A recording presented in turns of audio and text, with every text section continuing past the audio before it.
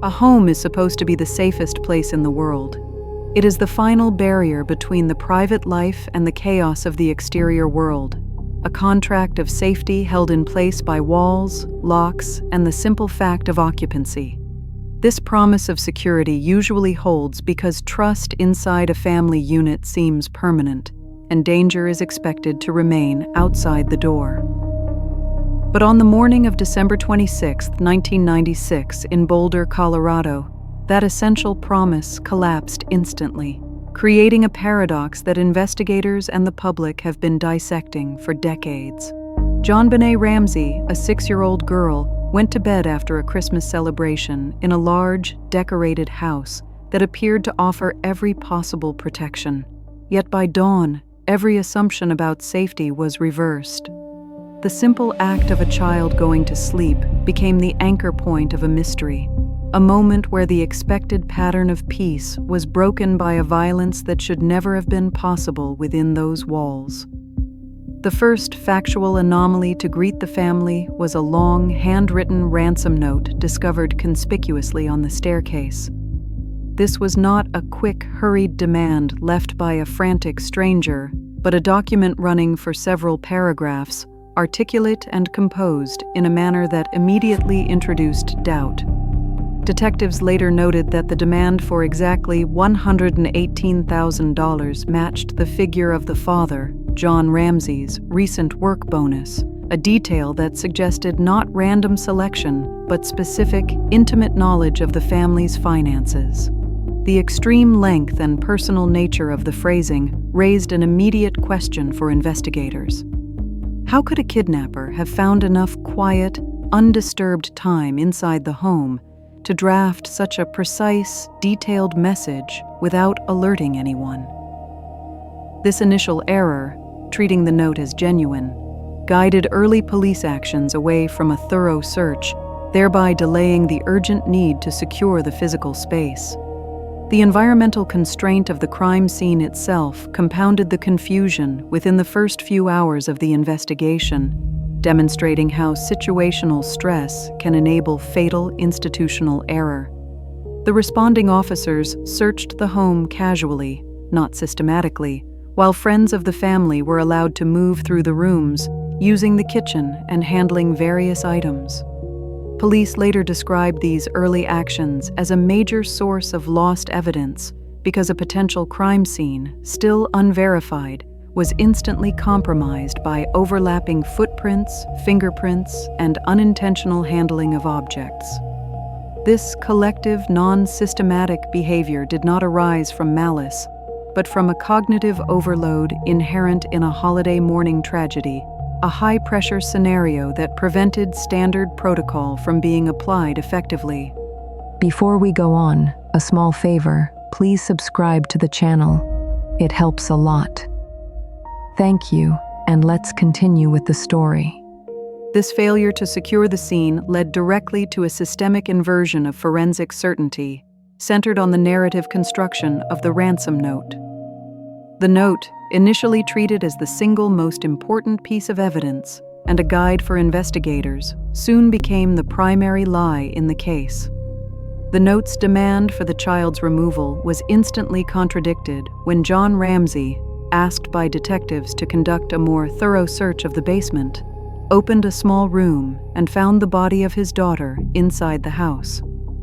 His instinctive action of lifting her and carrying her upstairs to the living room, while born of parental grief, further altered the physical condition of the scene, obscuring potential evidence and making a clean, chronological reconstruction of events nearly impossible. The note's detailed communication acted as a perfect, calculated decoy. The revelation of JonBenet's location created the central prediction-disconfirmation contrast. A case presented as an abduction was instantly revealed as a home-based death, yet investigators were faced with a confounding pattern of physical facts. Police reports and public records confirm there were no definitive signs of forced entry. Windows and doors appeared to have been locked from the inside, suggesting access or familiarity. However, DNA collected from the child's clothing and fingernails suggested an unknown contributor, a physical trace that did not match any member of the immediate family.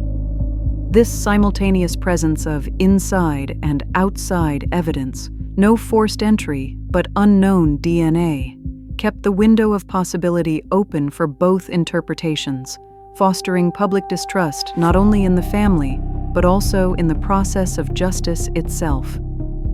The future vector of the case remains fixed on the family's controlled management of the public narrative, which sustained the ambiguity and amplified the public split.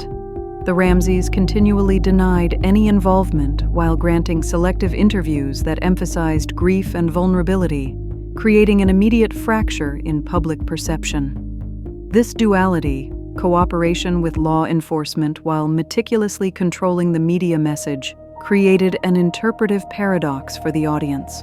The public, seeking emotional honesty and transparency, was fed a message of victimhood that was partially fulfilled and partially contradicted by the legal team's guardedness, ensuring sustained polarized attention that continues to this day.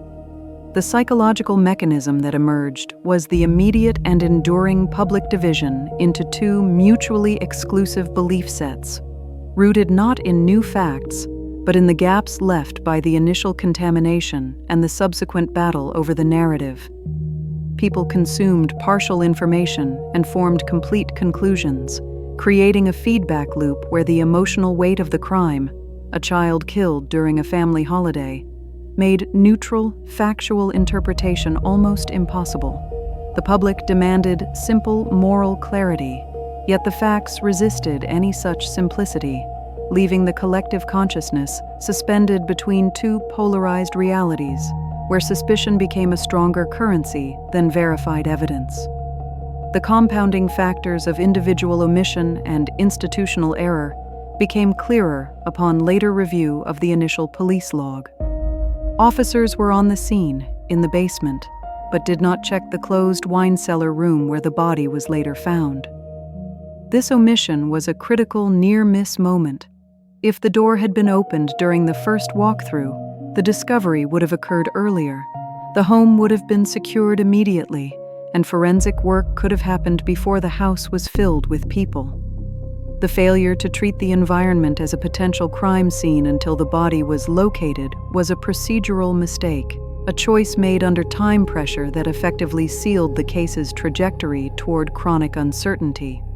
Before we go on, a small favor, please subscribe to the channel. It helps a lot. Thank you, and let's continue with the story. The environmental circumstance of the financial detail provided an analytical lever, the demand for $118,000. Investigators observed that the specific sum, matching the father's bonus, suggested a perpetrator who not only had access to the home, but also had privileged knowledge of the family's financial state, a detail unlikely to be known to a common intruder. This piece of evidence, tied directly to the family's affluent environment, reinforced the hypothesis that the narrative was constructed from within, designed to be precisely convincing to the very people it was supposed to mislead. The meticulousness of the financial detail served as a false flag, exploiting the family's reality to build a believable fiction. The systemic inversion of the crime scene's physical layout meant the house itself defied pattern recognition, inverting the normal logic of criminal access. The absence of a clear entry or exit point became a major structural problem. Without a visible point of breach, the premise of an external intruder became inherently harder to prove than the premise of internal access. The damaged basement window, while noted, could not be definitively linked to the event, leaving the single potential indicator of external force ambiguous. This structural silence, a large house with no sign of forced entry but a body found inside, meant that the most crucial piece of physical evidence, the scene itself, offered no simple answer, keeping the investigation paralyzed between two possibilities. The moral and societal implication of this investigative paralysis was the elevation of narrative control over verified fact. Because law enforcement could not provide a clean, simple answer, the public adopted and magnified the dueling narratives presented by the media and the family's public relations efforts.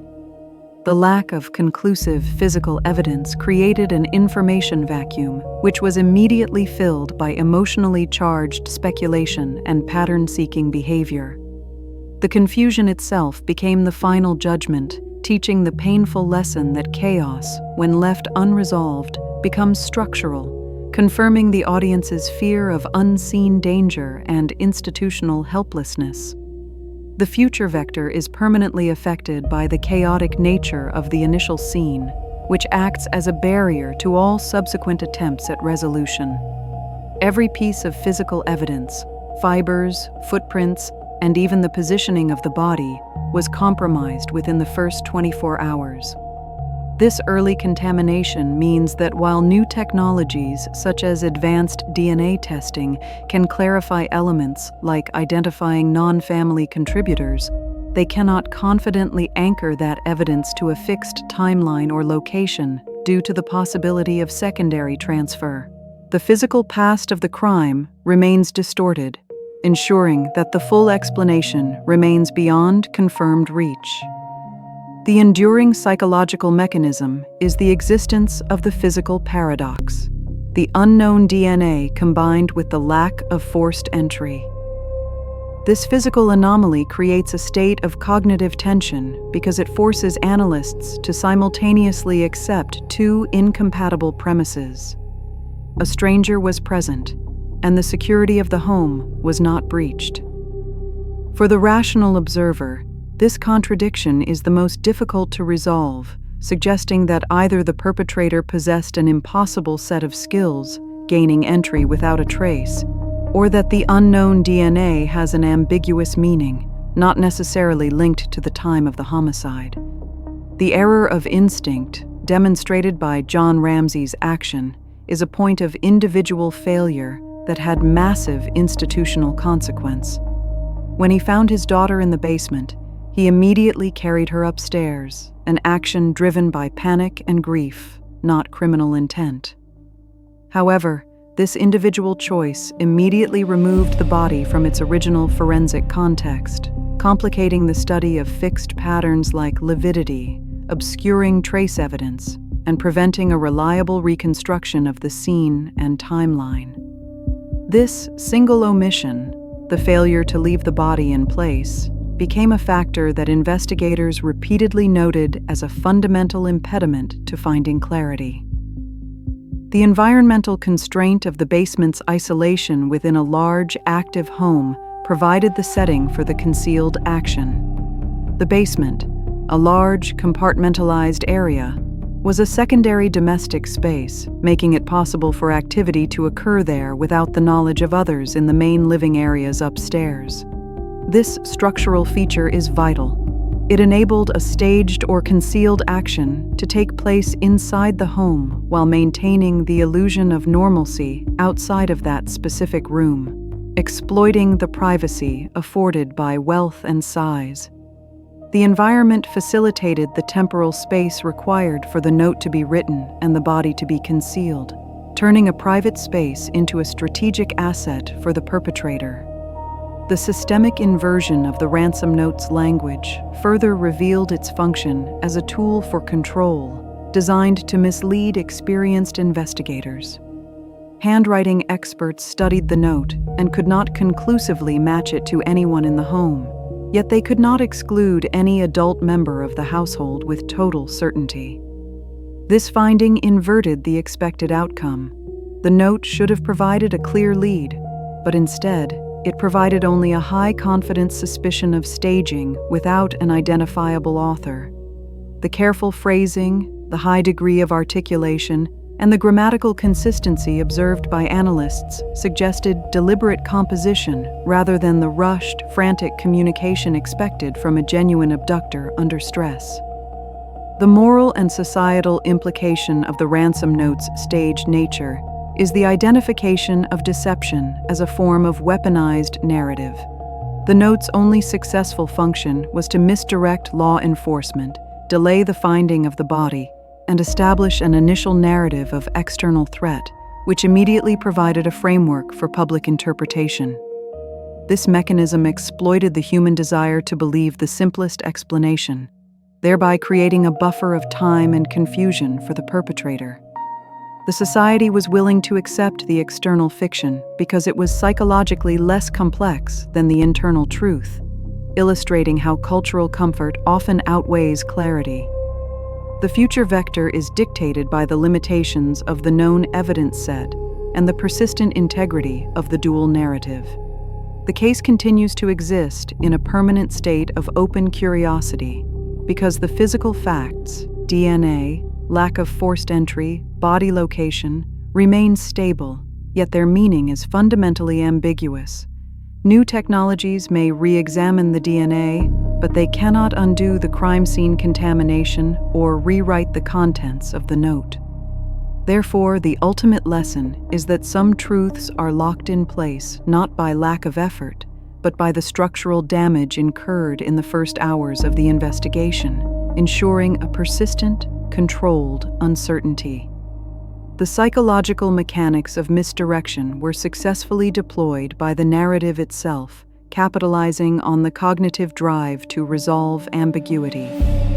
The ransom note offered a complete, if false, explanation that gave observers a cognitive reward, a clear motive, money, and a clear culprit, a foreign group. This false clarity was highly persuasive because the emotional alternative, a threat from within, was too difficult to process. The public was oversatisfied by the simplicity of the lie, while the complex truth was pushed to the background, demonstrating how the need for control can lead to the embrace of a comforting but ultimately deceptive narrative. The individual and institutional error of allowing outside parties into the scene immediately after the report amplified the disaster. The presence of friends and other non-investigative personnel inside the home during the critical window meant that potential trace evidence, fibers, fingerprints, and microsamples, was hopelessly intermingled. Investigators later confirmed that this contamination limited what could be confidently concluded, making it impossible to separate the prints of a potential intruder from the prints of concerned neighbors or police officers. This collective oversight, though born from a place of human concern, structurally weakened the entire forensic foundation of the investigation. The environmental constraint of the time pressure and holiday timing created the perfect conditions for investigative failure. The event occurred immediately following a major holiday, a time when law enforcement resources are often strained and attention is divided. The unexpected nature of the crime, a presumed kidnapping of a high-profile child, exacerbated the situation, forcing officers to make rapid decisions under maximum stress. This environmental pressure contributed directly to the casual initial search and the subsequent contamination, confirming that context can be as destructive to an investigation as a deliberate criminal act.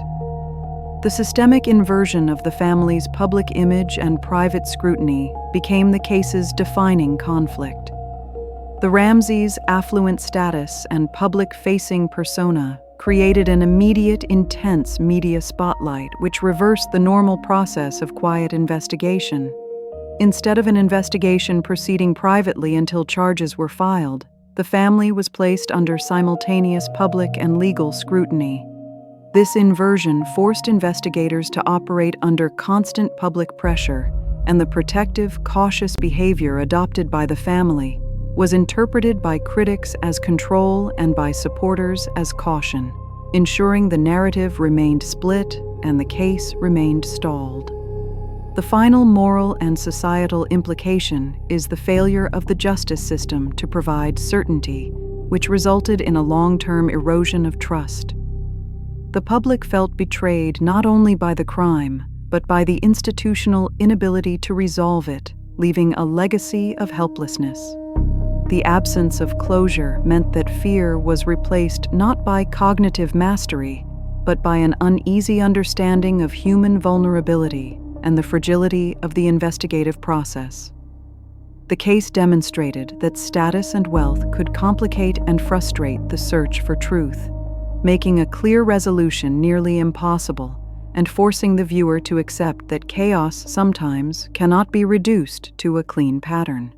The future vector ensures that the ambiguity remains locked in place by the few, yet potent, unresolved questions. The note's authorship, the exact source of the unknown DNA, and the definitive sequence of events remain beyond confirmed reach. This final, small percentage of uncertainty is what keeps the case officially open and actively generating analysis. It serves as a reminder that the collapse of a moral pattern often starts in the quietest, most protected of spaces, and that the failure to establish fact in the beginning becomes a permanent pattern of non-resolution in the end.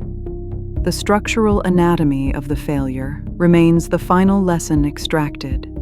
All interpretations are based on publicly available information. This content does not make medical or diagnostic claims, nor does it speculate beyond established evidence. If you'd like to keep exploring cases like this, there's another one waiting for you on screen. I think you'll find it meaningful. Click on it, and thank you for watching.